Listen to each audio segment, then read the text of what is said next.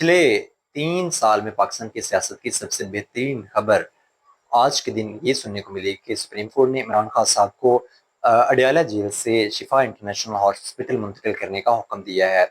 یہ بہت بڑی ڈیولپمنٹ ہے پاکستان کی سیاست میں۔ اس کی بنیادی وجہ یہ ہے کہ عمران خان صاحب جو کہ پچھلے 3 سال سے جیل میں ہیں اور پچھلے 8 ماہ سے ان کے بنیادی انسانی حقوق بھی معطل ہیں، یعنی کہ ان کی فیملی اور ان کے جو وکلاء ہیں ان کو بھی ملاقات کی اجازت نہیں مل رہی تھی۔ اب ان کو یہ اجازت دی گئی ہے کہ وہ اڈیالہ جیل سے شفا انٹرنیشنل ہاسپٹل ان کو منتقل کیا جائے اگلی پروسیڈنگ تک، جو کہ 16 ستمبر کو ہے۔ یہ بہت بڑی ڈیولپمنٹ اس لیے بھی سمجھی جا رہی ہے کیونکہ پچھلے کچھ عرصے میں ہم نے دیکھا کہ پاکستان تحریک انصاف کے بانی چیئرمین عمران خان صاحب اور پاکستان تحریک انصاف کے لیے پاکستانی سیاست میں جو سپیس تھی وہ مکمل طور پہ ختم ہو چکی تھی، اور ان کو کسی بھی قسم کی سیاسی ایکٹیویٹی اور عمران خان صاحب تک جو رسائی تھی وہ فراہم نہیں کی جا رہی تھی۔ اب اس خبر کو پاکستان کی سیاست کے لیے ایک ٹھنڈی ہوا کے جھونکے سے تصور کیا جا سکتا ہے۔ یہ اس لیے بھی بہت بڑی ڈیولپمنٹ ہے کیونکہ ہم نے دیکھا کہ پچھلے دنوں میں اڈیالہ جیل سے جو سپرنٹینڈنٹ ہے انہوں نے جو سپریم کورٹ میں رپورٹ جمع کروائی تھی، اس کے مطابق عمران خان صاحب کا دل کا جو عرضہ ہے وہ بھی ہے، ان کی جو بلڈ پریشر ہے، ان کے مسائل ہیں، اس کے علاوہ جو ذہنی سٹریس ہے وہ بھی موجود ہے۔ پی ٹی آئی کے سیکرٹری جنرل سلمان اکرم راجہ صاحب نے سپریم کورٹ میں یہ بیان حلفی دیا ہے کہ عمران خان صاحب کی صحت کے اوپر سیاست نہیں ہوگی، اور عمران خان صاحب کی بہنیں اور کوئی بھی جو وکلاء ہیں وہ سیاست کے لیے ان کی ملاقات کو استعمال نہیں کریں گے، اور نہ ہی ہاسپٹل میں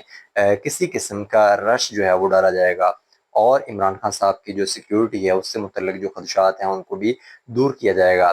اسی طرح سے سپریم کورٹ نے یہ بھی حکم دیا ہے کہ ڈاکٹر عظما جو ہیں وہ اور ڈاکٹر فیصل جو کہ عمران خان صاحب کے ذاتی معالج ہیں وہ میڈیکل بورڈ کا حصہ ہوں گے۔ تو یہ اس لحاظ سے ایک بہت سگنیفیکنٹ ڈیولپمنٹ ہے جس کو اب دیکھنا یہ ہے کہ حکومت ویلکم کرتی ہے یا اس کے خلاف اپیل میں جاتی ہے۔ ابھی دوسری جو اہم چیز ہے وہ یہ بھی ہے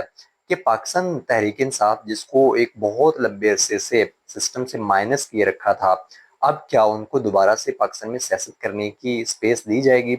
یہ بہت بڑا سوال ہے کیونکہ 3 سال سے تو عمران خان صاحب جیل میں ہیں اور ان کی پارٹی جو ہے وہ مسلسل سختیاں برداشت کر رہی تھی۔ اب دیکھنا یہ ہے کہ کیا ان کی پارٹی کے اوپر وہ جو سختیاں ہو رہی تھیں ان میں کمی کا سلسلہ شروع ہوگا یا وہ مسلسل بدستور جاری رہے گا، اور عمران خان صاحب کی کیا ہاسپٹل میں جو منتقلی ہے وہ ممکن ہوگی یا حکومت اس میں کوئی رکاوٹ ڈالے گی؟ یہ بہرکیف دیکھنا باقی ہے۔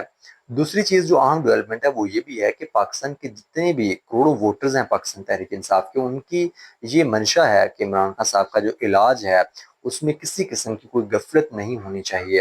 تاکہ اس سے سپریم کورٹ اور پاکستان کے اداروں کا جو وقار ہے وہ بلند ہوگا، اور جو کسی بھی قسم کی غلط فہمیاں پاکستان کی عوام اور اداروں کے درمیان میں ان کو دور کرنے میں مدد ملے گی۔ اب دیکھنا یہ ہے کہ کیا حکومت اس کو پازیٹیو جسچر کے طور پہ لیتی ہے یا اس موقع کو دوبارہ سے ضائع کر دیتی ہے، جس سے عوام اور حکومت کے درمیان اعتماد سازی میں مددگار ثابت ہو سکتے ہیں۔